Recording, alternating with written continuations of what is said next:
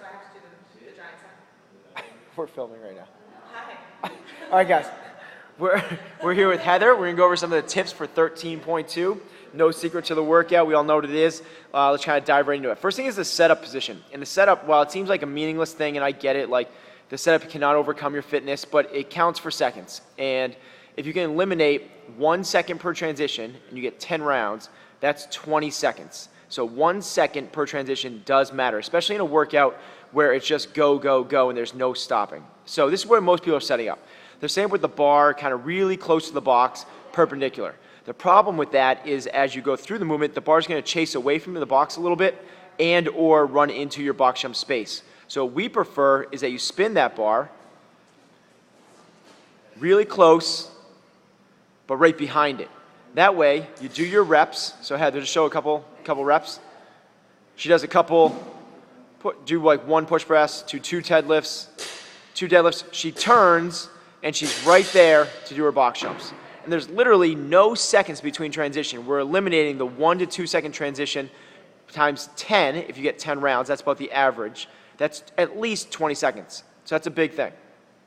Next thing we're going to do is talk about the specific movements. So the first thing is with the deadlift, with the push press. So with the push press, and Heather can demo these if she wants to, but it's pretty straightforward. We all know what we're talking about. We do have some athletes, I know this has been preferenced by other coaches, that say definitely don't press. We've had athletes do very, very well that are very, very strong doing strict presses. So if you can get away with a strict press and you can maintain that the whole time and you're that strong and that weight is that light for you, take advantage, save your legs. It's a big leg workout. The next most efficient way is obviously a push press, which is a little shallow dip drive and up and overhead. And if the weight gets a little bit heavier, you can also do it with a quick jerk, but you gotta make sure it's a shallow catch. If you're catching real deep, you're gonna spend your legs and take too much time. Next movement's the deadlift. So moving on to deadlift, one big cue here is go fast, obviously, but the next one is make sure you're bending your knees. You can see how Heather's setting up with her knees bent. It's not leaving out like a Romanian deadlift, just using the hips. And while in the middle of the workout, it's gonna feel like that's the better option, trust me, it's less efficient and you'll get less reps overall from it. The only other small thing that we saw that Heather did was she went directly from the push overhead to the deadlift. Right down into it. She didn't stop at the shoulders, the thighs. It's not a big pause, and she's definitely not dropping the bar. Most of our athletes are getting through at least 8 rounds before they need to drop the bar. If you do drop the bar, that's a good time to switch your grip and then go with an alternate grip to save yourself a little bit. But most athletes, again, are getting through 8 rounds without having to drop. From there, we go to the box jump. And this is a box jump workout. If you get 10 rounds, that's 300 reps. 150 of them are going to be the box. The weight is too light on the barbell to make much of a difference. The box is the workout. So what we want to do is if you're going to be shooting for over 10 rounds, we kind of like dividing this up. If you're shooting for over 10 rounds, we need you to be doing box jumps. They're the faster, more efficient way to do this. If you're under 10 rounds, you can get a very good score by doing step-ups. And when we do step-ups, we're looking for a few things. Heather, just do a couple. As she steps up, we want to be repping through these things fast. Right from the get-go, though, Heather, start over. We want to be pushing off the thigh. So as we go to stand up, she's going to push off of her thigh, and that will save your legs a little bit more. Again, this is if your goal is to get close to 10 rounds. But if you're going for over 10 rounds, we don't want step-ups. It's going to be too slow and taxing. What we want to do is we want to do box jumps.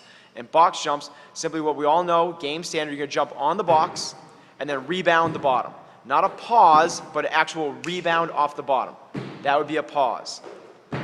Bouncing off the bottom. Next thing is, if your back does get sore or does get tired, you can catch, or guys, this is a big thing for the guys on a higher box, they're going to be catching in a deeper squat. You can save your back by catching with your hands on your knees. It gives your torso and core a little more support. I get that this is something we should have trained to be stronger, but if you're an athlete that has a weak back, this is a good option for you. Last thing we want to talk about is kind of the mental strategy on how to go about this.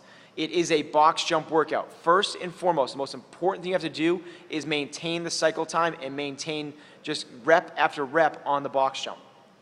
If you're slowing down, go to step-ups for 5 reps, but count the 5 reps and go back to the box jumps. Use 5 reps as your kind of chance to catch your breath. If you're underneath 10 rounds, you're doing step-ups, you gotta just go. The step-ups will keep your Metcon in check, but you gotta make sure you're going. There's no pause in this workout. Next thing after the box jumps is the only other place that athletes are losing time is coming off the box to the bar. You have to come off the box and immediately grab the bar. You can actually catch your breath on the deadlift with a little bit of pause, and that's a better place to catch your breath than staring at the bar. There's 13.2, the tips, strategy, go get it.